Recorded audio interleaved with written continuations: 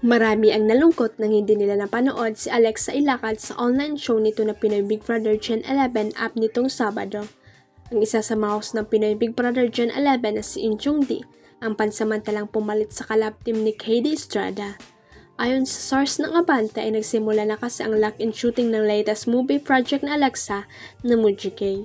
Sa movie ay makakasama na si Rolfa May Kento, Lito Pimentel at ang South Korean actor na si Kim Jisoo. Nalungkot nga ang KD Alex fans dahil ilang araw ding hindi makakasama ni KD sa Alexa dahil nasa lock-in shooting pa ang dalaga.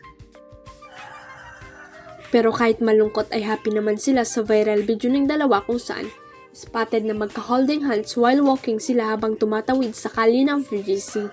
As usual, very gentleman pa rin si KD na bit-bit nito ang mga shopping bag nila at inaalalayan ang dalaga sa kanilang pagtuwid at paglalakad. Sabi ng isang KDLX fan account na nag-upload ng video, "Look at these two lovebirds they sees and they concurred kaya look at the outcome, happiness." Mismong si Coco Martina ang nagpatunay na hindi totoong nagpasaway at umatitude si iba na alawi sa shooting ng FAJ's Batang Quiapo. Sa katunayan, talagang ikinalungkot daw ng teleserye King ang pagkawala ni Ibana sa kanilang teleserye dahil alam niyang minahal na ng manonood ang kanilang tambalan.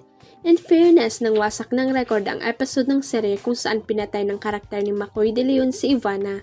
Nakapagtala ito ng all-time high na 635,636 concurrent viewers sa Kapamilya Online Live sa YouTube. Naging hot topic at talagang na-headline pa ang chika na kaya raw pinatay na ang karakter ni Ibana sa Batang Quiapo ay dahil na bad trip na sa kanya ang production dahil sa kanyang attitude problem. Malungkot kasi syempre tagal din namin nakasama si Ibana, almost 1 year. Kumbaga parang pamilya na yung turing namin sa kanya tapos napakabait niya ang payag ni Coco sa panayam ng ABS-CBN.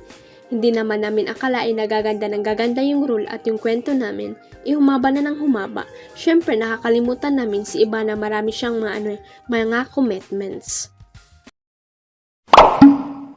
Huwag kalimutang i-click ang subscribe button at i-ring ang notification bell para sa latest at legit chika updates.